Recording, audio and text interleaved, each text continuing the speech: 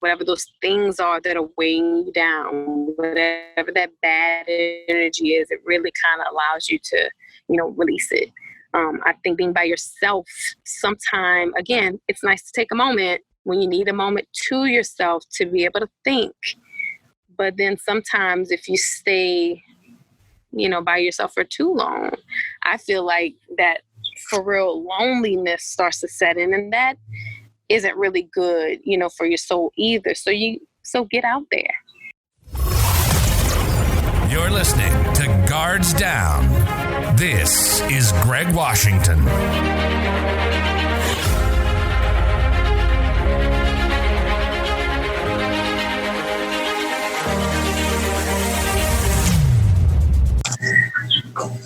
Hey everyone, this is Greg Washington and welcome to the next episode of Guards Down. I have with me today a very special young lady, Gabrielle Fernandez. Gabby, how you doing? Hello. How are you, Greg? I'm doing well. I appreciate you coming on and talking with me today. Yeah, thank you. Thank you for inviting me. Well, look, tell us about yourself. So I'm out here in New Orleans. I started a company called Ella Dance Fit. And I've been dancing for about 15, 20 years. I danced all through grade school, high school, college. I've even danced professionally. So I've just kind of started a company that where I can just kind of encourage people to either, if you're a former dancer, to kind of get back into it, or if you've never danced before, there's no better day to start than today. And really just kind of using dance as a form of fitness, kind of like a dance fitness kind of situation, because dance is my passion. And I just want to kind of share that with everybody. I got you. And so 15, 20 years of dancing, and you have a studio that you started here in New Orleans. When, of course, the show is about dealing with trauma and grief and how do, we treat it and overcome it. And, of course, I wanted to have you on to talk about how people can use dance as a form of therapy. Before we really get into it, I kind of want to, start from the beginning and ask the question. Did your parents or people around you growing up teach you how to deal with trauma and grief? Teach me how to encounter grief? Teach you how to deal with trauma and grief. Right. No. I definitely feel like, especially in my family, I mean, I can't speak for, everyone's family, but I just kind of feel like, and maybe it's, a South thing, being from New Orleans, I'm not sure. But I feel like a lot of stuff like that, like, drama or trauma and, different things like that, it's kind of like hush hush, or kind of like, children, are supposed to stay in like a child's place and don't get an adult's business kind of situation. I don't feel like I had a lot of, heart-to-hearts or anything, with my parents concerning any subject or topic, to be quite honest with you. I guess that they deemed to be too, serious or too adult. Maybe they thought it was above my head. I'm not really sure. But even something like divorce, or teen pregnancies, you know what I'm saying? Like anything that they felt like, oh, we're just not going to talk about that. I guess topics that people feel like are taboo or, so no, I definitely don't feel like, my parents or even anyone around me, any close adults around me, spoke to me about anything of that nature or, prepared me in any type of way for these things that could have been a possibility for me to experience as I was growing up. Got you. And so when did you first experience and grief, and how did you deal with it? It's interesting. My grandfather passed away. My mom's dad passed away when I was in the second grade. And that was probably my first time, experiencing, death or something that was, pretty serious, that happened to my family. If anything, I just remember more so how everybody else kind of reacted to it, which kind of formulated how I, kind of looked at it. But it really wasn't until years later, probably in the seventh grade, so from second grade when he passed away to seventh grade, I remember waking up in the middle of the night crying because I was thinking about my grandfather.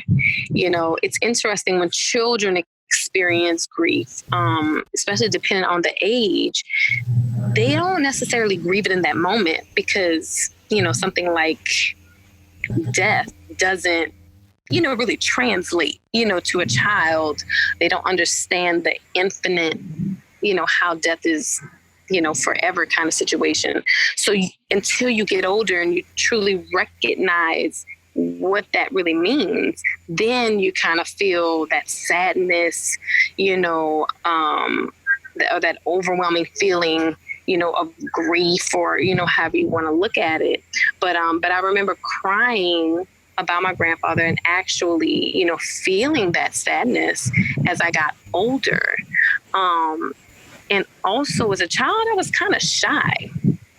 So it was interesting when I started to like dancing. I always liked ballet, and I always used to like to watch ballet on TV, watch the Nutcracker. I'm not a formally trained dancer, but I used to watch it on TV, so much so that, again, I think it was because of my quietness, because I just kind of internalized a lot of things and I didn't really share my feelings. I just kind of fell into dance because it was a way that I learned to express myself without talking, and so when I started dancing more, as I got into high school, like as far as being on like a dance team and actually people seeing me dance, people thought that I had like been going to dancing school since I was a child. It was so funny how many people were like, well, what dance school do you go to? And I'm like, I don't go to dance school. Like, I don't go to nothing. Because people were just like, and you know how to do, all these things. And I didn't know all the technical terms to all the things, but I just knew certain things, like a fouette term, like that's a technical term. Or first position, second position, like different ballet terms. But I just learned that just from hearing it, or like I said, seeing it on TV.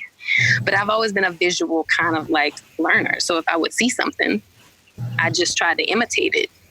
So after a while, I learned I was just good at imitating things. And that's actually how I started dancing, just imitating the things that I saw on TV. Gotcha. That's awesome. And not too many people can pick up that skill. It's kind of like, someone gifted it that listens to music and can play it, just by ear. Mm-hmm. Right. Exactly. And then you hit on two very great points of speaking as a child at a very young age, just accept depth of what it is, and then as you're getting older, you start to become more aware of your feelings as well as the implications of losing someone. And so I'm definitely sorry for the loss of your grandfather. And the second part that you talked about was dancing and learning from it, but not knowing the technical terms. And so that reminded me of, people go through, they feel, and not being able to define it. Right. Yeah. Right. Research it and learn it, and then you know what it is. It's kind of okay, and it kind of helps your awareness and also yes, exactly, yeah. And then and especially to know especially if you end up talking about it or you hear someone else talking about it. And then now it's like, oh, they had the same kind of experience I had. And it almost kind of makes you feel like you're not alone. Like, oh, like, well, this happens to other people. This is normal, you know, or something like that, you know. Because I don't think I thought it was weird that I cried about my grandfather later on. I think, I can't remember exactly in the moment, but I knew it was just a delayed reaction. Like, you know, like, I don't know. And especially as I got into high school, like, I knew that that's just what it was. Like, I didn't process it until those many years later, you know. And I think grief, again, it can be like that. Like, sometimes in the moment, you know, you ever like went to a funeral or something and you're like, oh, you know, with so-and-so, they look really good. They look like they're taking it really well, or, you know, or something like that. I think some people think that when something happens, like, everybody's supposed to be screaming and crying all over the place. But then you recognize, well, it's not necessarily that. It's that the eternal aspect of it hasn't really hit. Sometimes the infinite part of it hasn't hit. You know what I'm saying? Like, it takes time for your mind to actually process what's happened. Some people, it's, you know, immediate. And then some people, it just takes that time, you know. So they might not be crying today, but they're going to cry tomorrow. Like, at some point it's going to it has to come out. Yeah. You know what I'm saying? If something has affected you in a deep way, it's going to come out in some type of way. And you can only, you know, pray that it comes out or you want to try to make sure it comes out in a healthier way, you know, and not a volatile way. Yeah. Yeah. So we're talking about how different cultures grieve, and, you know, in this case, dealing with a loss. New Orleans is very unique for how they deal with loss. And so can you kind of explain the practice down here? I mean, well, definitely, you know, you have stuff like the second line, you know, which I'm sure, you know, I mean, some people may have heard about it. I mean, it's definitely, they look at, they definitely make death more of a celebration. You know, they try to celebrate. So you may walk down the street, you know, next to or behind a jazz band. And, you know, a lot of people, again, they'll do second lines. And they really try to make it like a celebration, you know, because here, you know, most people are either Catholic or Baptist. So we definitely have a strong sense of religion, you know, here in New Orleans. So, yeah, you know, we definitely look at it like, you know, it's not just the end of, you know, a life, it's the beginning of a better life kind of thing. So that's kind of how they, you know, or we, you know, that's how we kind of look at it. So they try to make it, again, not a sad occasion, you know, but they try to, you know, just encourage people to, you know, to be happy, you know, to be happy.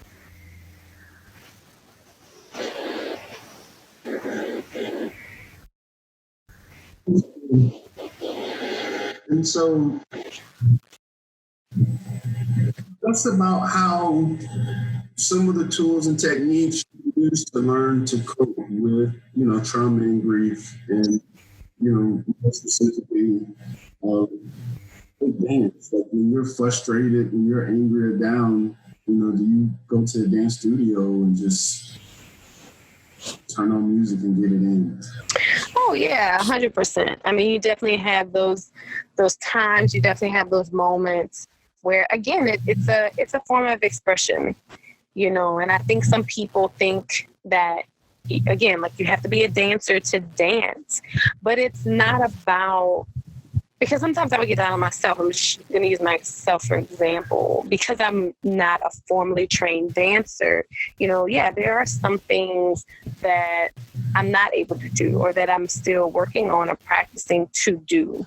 But sometimes it's just the movement, just being able to move, being in a space by yourself, especially if you have a mirror and you're able to just kind of look and just see, sometimes seeing and feeling, your body moving, listening, to the music, and just how, even if you decided to close your eyes, you don't close your eyes too long, you're dancing around, you might get dizzy or something, but it's a feel, it's definitely kind of release. I definitely get a release when when I'm dancing, because again, it's a combination. It's a combination of music. The music makes you feel a certain way. The feelings make you move a certain way. And so it all just kind of works together. You know what I'm saying? It all just kind of works together. And it's a beautiful thing.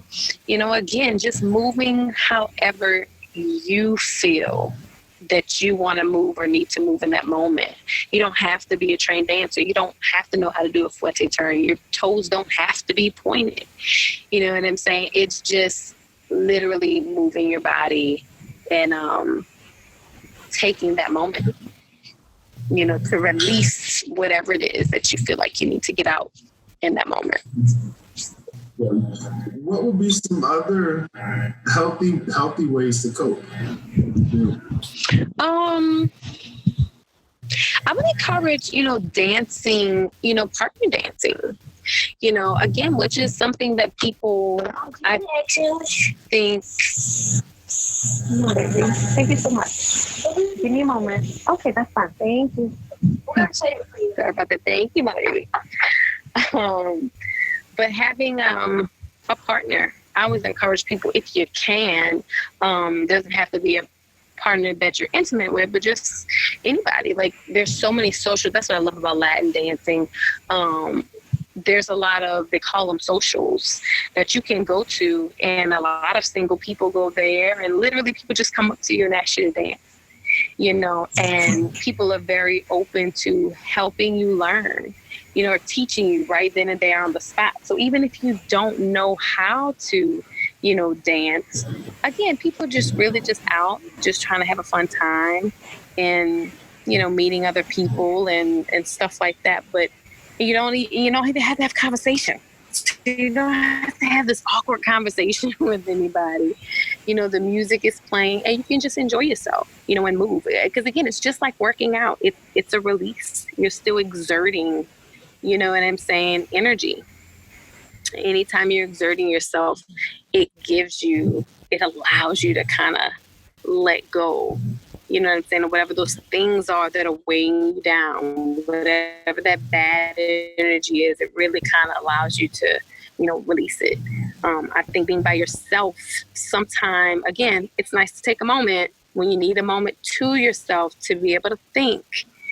But then sometimes if you stay, by yourself for too long, I feel like that for real loneliness starts to set in, and that isn't really good, for your soul either. So get out there. You know what I'm saying? Put yourself out there.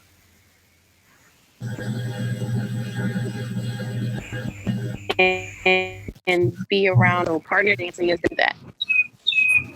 Yeah. No, I would definitely agree with you. I got an old soul, so most of my roots come from Mississippi and North Carolina. All right. And so I love going to my dad and aunt's house when, she lived in Mount Bayou, Mississippi. Okay. And, they would play that old school down south, blues. Mm-hmm. Hang out and kick it. And I remember, going to the Hole in the Wall and just dancing. And, here I am, this big dude, play football, military. And, I would just let go and just enjoy the moment of being with my family and just expressing ourselves in love. And so I definitely I definitely resonate with that feeling. And so for me, Mount Bayou was one, a safe space for me. Right. And two, my chance to like unplug and relax. And so to be able to just relax, dance, eat good food, Right. family, Yes. that whole environment and just that positive energy like you were talking about, it really does something for the soul. It really do. Oh, 100%. 100%. Indeed. What can a person do to help someone dealing with trauma and grief? You know, I know I definitely, I know sometimes that's a struggle for me, because to me, so I'm the kind of person, like, I tend to treat people how I like want to be treated, like to a T. So if when I'm happy, if this is what I do, when I'm happy, if I'm trying to make somebody else happy, then I, would try to do the same things that I would want somebody to do, for me, are the things that I enjoy doing that make me happy. So if I'm sad, however I feel when I'm sad, I treat people that same way. So I tend to like to just do my own thing. I like to kind of, zone out and be by myself for a moment. So I don't try to push people if they're having a sad moment or if they're dealing with something. So it just depends. I mean, so let's just start there. So let's just say that, first of all, we have to assess the situation. What is the person dealing with? Because sometimes a night of fun and dancing may not be what somebody needs. So it just depends. So you always want to assess the situation first. From that point, I feel like you can just check in. Maybe you want to be that friend to invite them to go somewhere or to do something. Because sometimes I feel like, when someone's dealing with sadness, especially if that grief is death, I think we all feel a little awkward, right? I think it's safe to say that it makes everybody feel a little uncomfortable, and you just kind of don't know what to say. You don't know. So you just want to kind of vibe up with whatever you feel with that person. But then after a while, you just want to try to get that person to start getting out and, maybe talking with them a little more, checking in, allowing them to talk. Sometimes you don't want to just be talking, and you just want to kind of just give a person time. I think activities is always just a great way to kind of get people to talking, because I feel like you want to allow them to kind of, start to express themselves the best way. And I feel like people don't just talk first. I've learned through life that people do first. You can get people to open up and start talking by engaging in an activity, whatever they may be. It could be dance, it could be sports, it could be, whatever. Start with something that that they may like to do or enjoy doing in the past, and just kind of move from there. Everybody knows that those moments can be uncomfortable and that they can be awkward. But at the same time, you want to be that friend that's making sure that people are okay. Check in and make sure that they're okay. And however you choose to do that. So checking in, making sure they're okay, but, also giving them their time and space to move at their own pace with it. Right. Yep. Exactly. Just showing you a friend and being there, and sometimes opening up yourself in order to get them comfortable to open up and talk about it. Yes, especially if you're sharing, your own testimony of maybe something that you've gone through. Because I think sometimes, children, but it could be anybody. I think people at some point they feel alone. They feel like, well, you don't understand. And I was going to ask you, do you feel like different cultures cope differently when it comes to dealing with trauma and grief?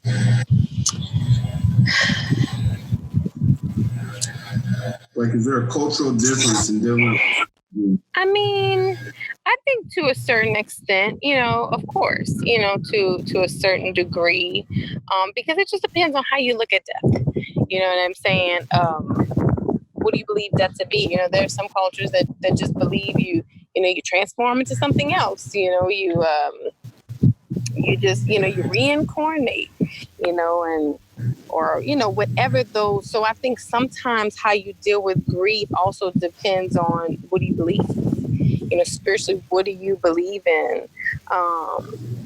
And so sometimes that can help you to deal with it. Sometimes it might even, make it worse, because I think sometimes, we all believe what we believe in until something bad happens. And then that's when your faith is really tested. So a lot of times, again, you can say what you believe all day and all night, but until you're tested in those areas, even you don't fully know if you're truly a believer in whatever those things are. And most of our beliefs comes from, again, the family that you're raising, your parents, your grandparents, different things like that. I think there's only so many different ways you can deal with grief. You know what I'm saying? There's only so many ways. But I do believe that some ways are more positive than others. I think some parents nowadays, I feel like there's more of a discussion. I feel like the way I'm raising my children, the way most parents today are raising their children, they're being a lot more open and honest about just all the things. I just feel like we don't live in a world where you can just shelter your kids from everything. You kind of have to be willing to talk about even the things that we feel like we're not ready for our kids to know about, but the reality is they're being exposed to it. So you want them to hear about it from you or from somebody else, and I think talking about different, forms of grief, talking about death, talking about these things and not letting them become taboo, not letting them become hush hush, or, everybody just deals with it on their own. I just feel like that's how we grew up. I think that's how our parents did it. That's how their parents taught them. Nobody really allows you to take that moment, and be sad. I definitely know in my household, I don't know, I just feel like I came from a, suck it up, don't be doing all that crying. You know what I'm saying? And again, I didn't have a close relationship where I was able to talk to my parents about my feelings. So I just always through sports, through dance, I was able to kind of, allow myself to release those frustrations, But I know for some cultures, again, especially the ones that are driven by, religion, sports might not be an outlet for them. I don't even think talking is an outlet for them, So it really just depends. When we talk about culture and religion, do you feel like for the person that's grieving, is it easier or better for them to get help or be supported by someone that has the same religion or culture?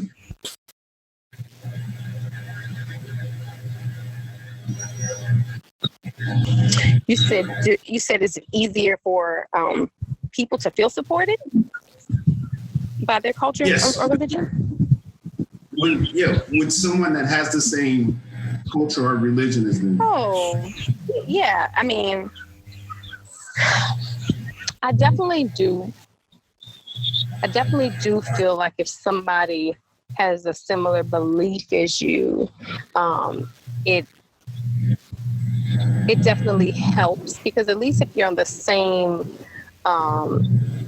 if you're thinking along the same lines of, the appropriate ways to deal with a traumatic situation or to deal with grief, again, I think it plays a huge role, into whether you decide to heal in a positive way or in a negative way. You know what I'm saying? Because if you believe in something, be believing in an eye for an eye, like, I don't know, I personally don't feel like, that's moving toward a healthy way to deal with a situation when you're talking about getting revenge. If you truly believe that getting revenge to help you to grieve a situation, I think that's only going to down spiral you. But then you have some religions, that talk about forgiveness. A lot of Christianity is all about forgiveness and love and hope. So I think if it's a situation where that's what the message is, forgiveness and love and hope, then you definitely have a better, and again, this is how I personally feel, that you just have a better way of, because you have to grieve. It has to come out, right? We all have learned that it's not good to keep it in. So if it has to come out, we just want to make sure that it's coming out in a positive way. You know what I'm saying? Coming out with the idea of hope and love. You know what I'm saying? And, not being destructive. You know what I'm saying? So it depends, because what if they deal with grief by, drinking 10 bottles of alcohol? So again, I think it just kind of goes back to it's such an individualized thing. You really have to assess the situation and look at what a person's dealing with and who they are. You know what I'm saying? Who is this? Who are you as a person? How do you, what's the best way for a person to heal? Because it's about their healing, Yeah. No, I like that. And different people, of course, have their different ways of healing and coping. And some people do have destructive behaviors when it comes to how they handle things. Right. Yeah. What would cause a person to correct their destructive behaviors? I mean, I'm more so I want to know if you had any destructive behaviors and what caused you to correct them. But let's talk in general. Yeah, you said like what destructive behaviors I had and what caused if you had any. Yeah.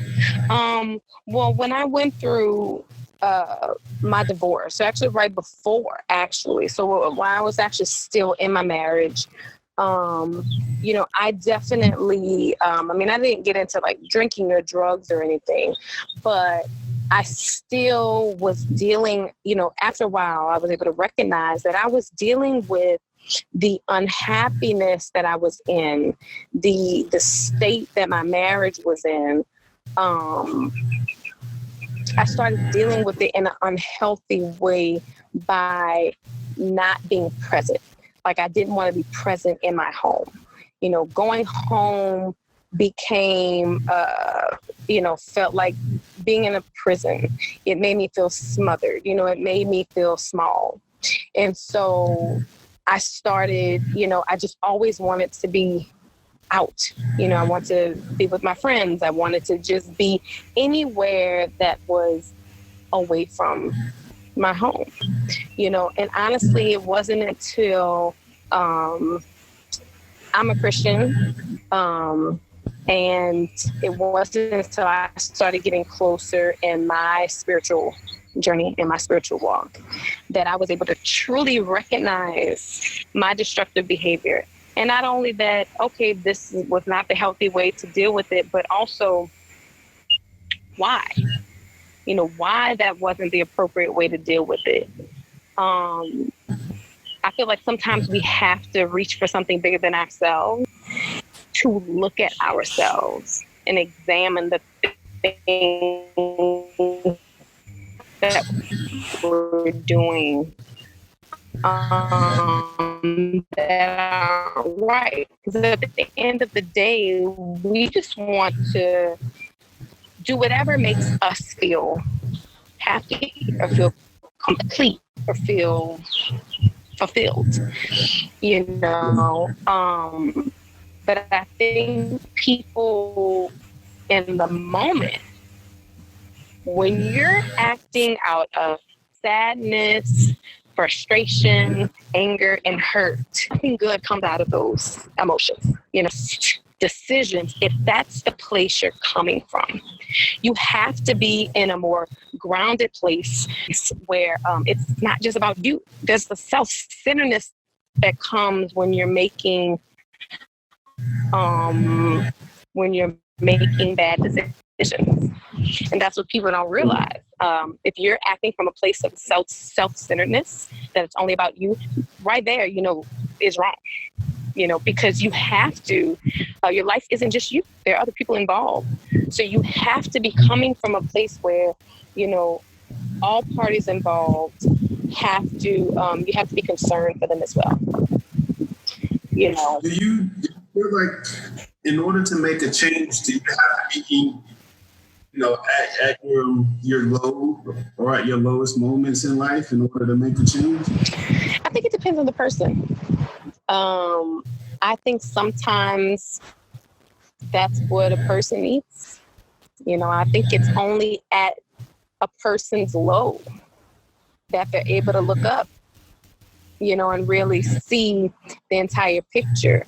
Or once you, if you ever notice, sometimes when you're in a situation, it's not until you've gotten out of that situation that you're able to look back and be like, wow, like, was all that really happening? Did I really deal with all of that? Like, you start to look at that person that you were like, how did I even, especially once you've grown and evolved from that situation, you can look back and all of a sudden you see every aspect of that situation, why it went wrong, how it went wrong. You don't even know how you allowed yourself to get there in the first place or why you even made those decisions.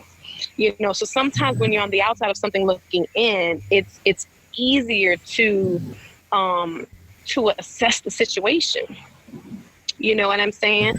So even just like everything that's going on with the Black Lives Matter and, you know, all this racial tension, the biggest problem is a lot of white people, they don't recognize the struggle of Black people because they're just living their life. They're living their own life in their own situation. They're not struggling. So they're just assuming that, well, you're not struggling either. I'm not struggling, so you can't be struggling, you know, but it's not about that. It's about, well, obviously they are. Obviously, these people have been talking about this, that, and the third is going on. They've been dealing with these problems and issues. Let's not turn the blind eye or act like they made it up. Let's listen and try to figure out, well, how do we rectify the situation? How do we make sure that things are equal and that we are doing right? Sometimes a person really can't see unless they're in it. So unless that same person that feels like, well, you're not struggling because I'm not struggling, sometimes they have to go through a struggle to recognize that. You know what I'm saying? Like sometimes you have, you know, to see. But I don't think everybody has to do that. Some people I feel like are blessed enough to see somebody walk up past. They see they're struggling and they're wise enough to recognize, well, I don't want to do that. You know what I'm saying? I don't want that to happen to me. And then they try their best to, you know, make certain decisions to ensure that those things don't happen. Got you. Okay. Well, let's talk about seeking professional help. Yeah, like as far as like how people feel about that.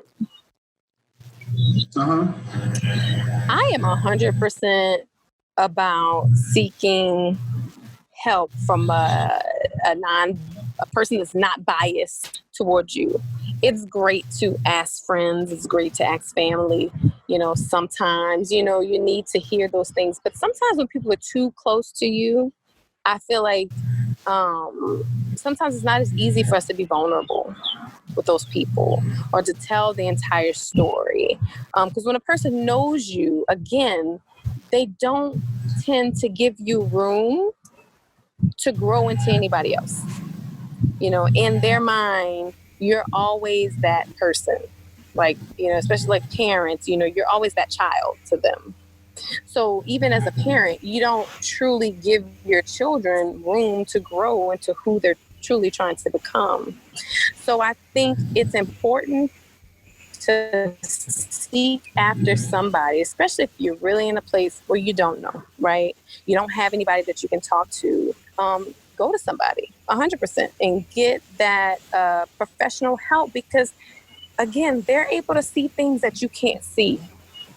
They're able to see things that your family and friends can't see. And then above all, they're able to shine the light and the reality on the fact that you're not alone. I think so many people go through problems and issues and they think, man, like, woe is me. Like, this is happening to me. Like, what do I do? But they don't realize this has happened to millions of people, probably. It happened in the past, it's happening now, it is going to happen in the future. Like, anything that you go to somebody and talk about, they've heard it. It's been done. At this point, let's just figure out, how do we move on? How do we move forward in a healthy, happy, positive way? That's really all we want to know. Because we're all going to go through trials and issues and trauma and drama and all the things. We just want to know, how do we move forward?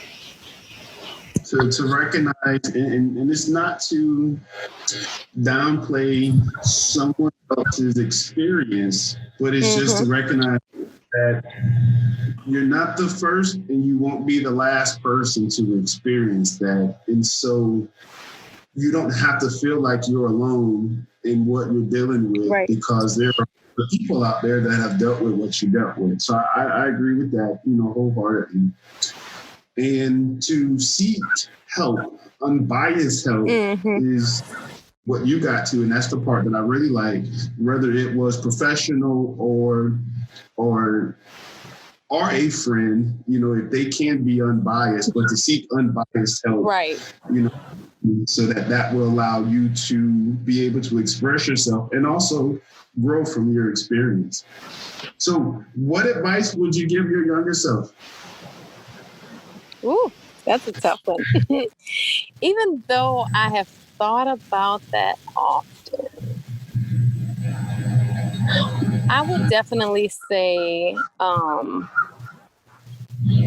it is going to sound, we've actually all heard this before, but one thing I can definitely say, follow that gut feeling, follow your first mind.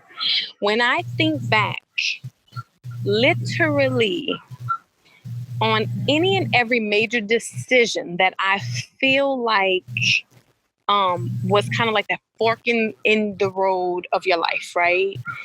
I could have went right or left, right? But I went with the way I chose. If I look at almost every major decision that I made, pretty much almost all of those decisions, I feel like I went against my gut feeling. I went against that feeling that was like, no, you shouldn't do that. Because what people don't understand, the more you think about something, especially because your human self wants to do what your human self wants to do. So if you keep allowing yourself more options, more time, I feel like you start, there's a level of confusion that comes in, right? And once you get to that level of confusion, honestly, at that point, it's like Russian roulette. It's like you're just, shooting blank. Like at some point, you're just going to make a rash decision because something's going to happen. Yeah. And then you're like, you know what? I'm just going to do it. At some point you end up making a rash decision. And 9 times out of 10, I feel like you always end up making the wrong decision. Because what did I say before? When you make a decision out of anger, frustration, confusion, all those things, when you're making decisions out of that, you just end up not making clear, conscious decisions. If I would have followed my first gut feeling that told me no, my story would have been very different. I feel that 100%. And I know today, again, as a Christian, I know that was the Holy Spirit telling me no. But a lot of times I went against it because I waited too long and I allowed confusion to settle in. And then I end up making it would be to just follow that gut decision. If you feel like no. Do you see your growth from then and now? Again, my spiritual walk, my spiritual journey has a lot to do with my outlook on everything now, and how I see things. And so I feel like you need that. You really kind of need that. You need something. You have to have something bigger than yourself. Whatever it is that you choose to believe in. If it's something that, again, pushes love, pushes hope, you can't go wrong with that. You really can't go wrong with that. Well, look, I appreciate you opening up and sharing and giving us some inspiration and some words of wisdom and taking me back to, them good old country when I used to dance. I appreciate it. Yeah, no, thank you. And I appreciate you bringing me on and, talking and sharing some of my story. So thank you. So how can people get in touch with you? Where can they come sign up for these dance classes at? So you can find me on Instagram at Ella Dance Fit. That's ELLADANCEFIT. My website should be coming out in another week. So I'm super excited about that. So I have lots of information on that as well. But Ella Dance Fit on Instagram. That is the way I'm primarily sending out all the information about the dance classes, workout classes, all that good stuff. Oh, and email. I want to say that. So you can also email me if you have any other questions or if you want to book any private parties or private classes. It's elladancefit@gmail.com. So Instagram and email. All right. The website's coming out soon. So we'll be sure to post this. We're putting this together. So it's easier for everybody. All right. Well, look, everyone, we just want to thank you for listening and thank Gabby for being on. And we want y'all to stay safe, stay focused, and stay engaged. We out. You've been listening to Guards Down with Greg Washington. PTSD and complicated grief are very real. About 8 out of every 100 people will have PTSD at some point in their lives. About 20 to 54% of people with complicated grief will simultaneously suffer from major depressive disorder. And that's why shows like this are hugely important. Raising awareness for PTSD and complicated grief. Thank you so much for listening. We hope you've gotten some useful and practical information from this show. We'll be back soon, but in the meantime, hook up with us at guardsdown.com. We are iron.org. On Facebook at Guards Down. And find us on YouTube and Instagram.